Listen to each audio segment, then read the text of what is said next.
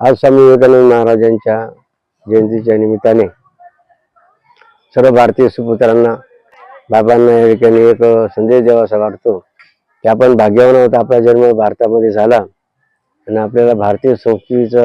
या ठिकाणी अनुकरणाचा एक संधी बघा प्राप्त झाली की स्वामी विवेकानंद ज्यांनी भारतीय संस्कृतीचा अनुकरण करून की भारतामध्ये जे काही धर्माचं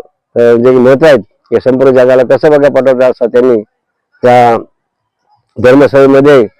त्यांनी एकाच वाक्यामध्ये बंधन भगिनी या शब्दाच्या माध्यमातून त्यांनी सर्वांना त्यांनी चिकित केलं होतं। असा इतिहास आपल्या भारतीय सुपुत्राचा आहे। अशा स्वामी विवेकानंदांच्या चरणी पुनश्च वंदन करून दर रविवारी संध्याकाळी 8 ते 9 जेवढ्याला आपल्याला एकत्र आणता येईल